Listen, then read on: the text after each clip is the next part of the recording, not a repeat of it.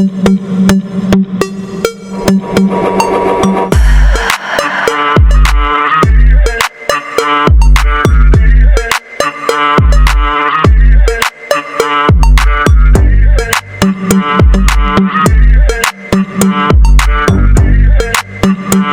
boy, this gonna be good one. Y'all ready for this one? Cheating could have ruined our marriage, but this happened instead. What had happened was Friday, I was showing 3 houses. It was about 30-40 minutes away from my house. Yeah. Right? Yeah, about 30-40 minutes. He was still getting his truck done. I was going to get extra $20 to give to Hyman. Okay. He's a mechanic. Yeah. So on my way there, my little light comes on. You need some gas, girl. I'm like, oh, would I be able to make it? And my mom was like, girl, you got 3 showings and they all over the place.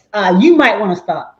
So I was like, okay, well, I'm gonna go to the first showing and I'll stop on my way to the other showing. Well, where I was supposed to turn, I accidentally missed my turn. Did a U-turn, and guess what I saw? A gas station. As I'm pulling up in the gas station, the right side of the pump was occupied, the left side of the pump was occupied, and the only one that was available was right smack dead in the middle. So I'm pulling up, getting my little stuff, getting ready to pump my gas.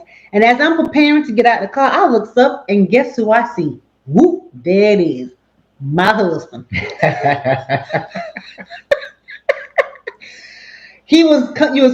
saw him by the car and I tell him I was coming out. Yeah, he was coming out of the store, but he was already standing in front of behind his car looking at me pulling up. Staring at her car pull up, because I know her car. So I'm like, what this joker doing over here? No, I asked myself, what's she doing over here?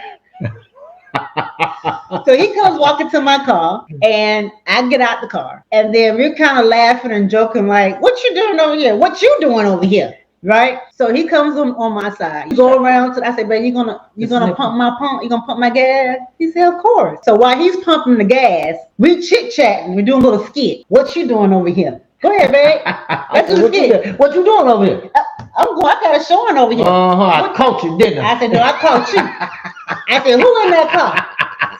And then I said, you want to go check? Go check. And then she say, if I got to go check that car, we shouldn't be married. Damn. A little short indication of how it was powerful. How God reveals something that you should not be doing. Right.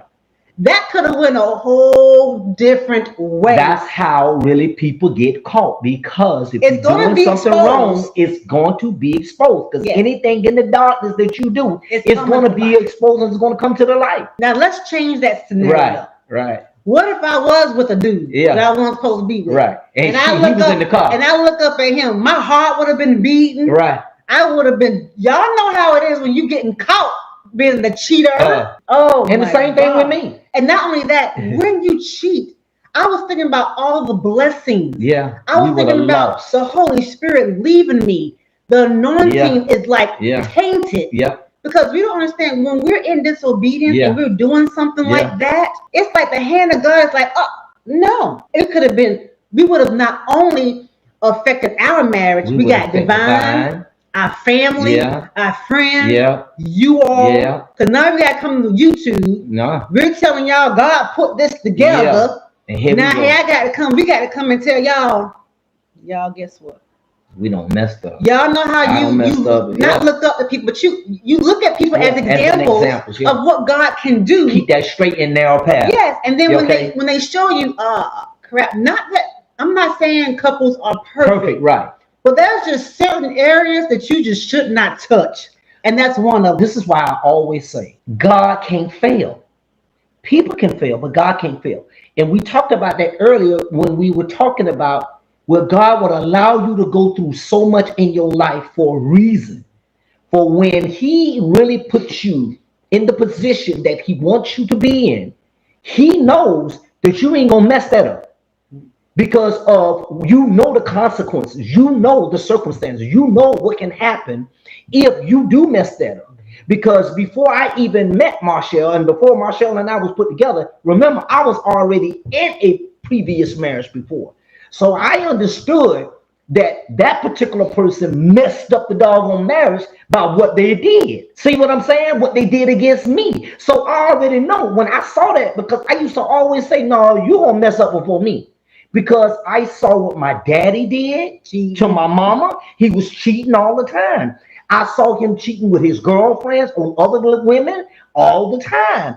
I saw what he did to other women and what that did to them. Do you understand what I'm saying? So I had that experience of looking at the emotional roller coaster that those women were going through based on what he was doing and what it made them feel like. So I ain't gonna be messing up like that crap. Now I may be one of them jokers that be like, my messing up be I be stubborn and I don't want to listen to what you got to say, and that's what you're gonna hold over me as to say, well, I don't want to be with him because he's too stubborn. Okay, well, go ahead. But it ain't gonna be me cheating and going out there messing with another woman, because I understood what it did to a woman. I understood what it did. So me going through that helped me. Like when God put me with Marshall, I ain't gonna. And if you're in a relationship and you have to check his phone, Yep. you have to check who he with. Yep. You having doubts.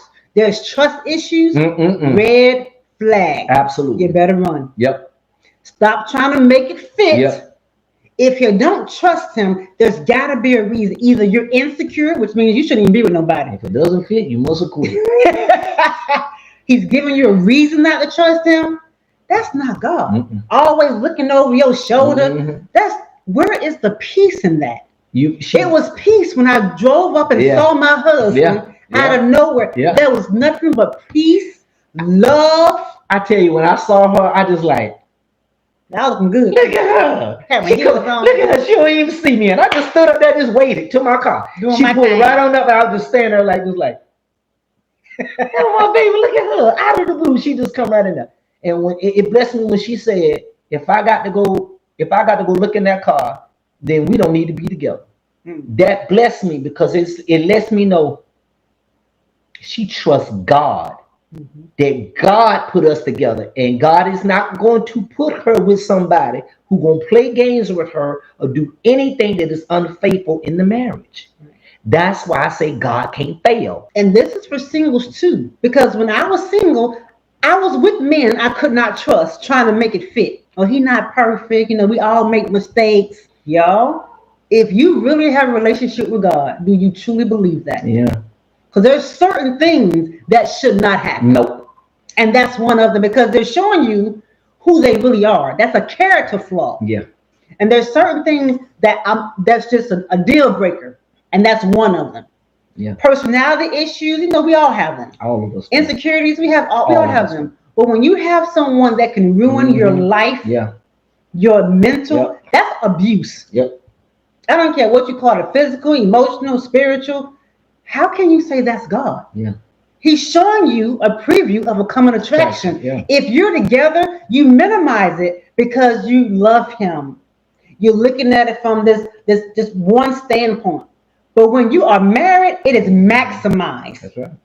And anything that you do or that other person does, it's going to affect you and everybody else around you.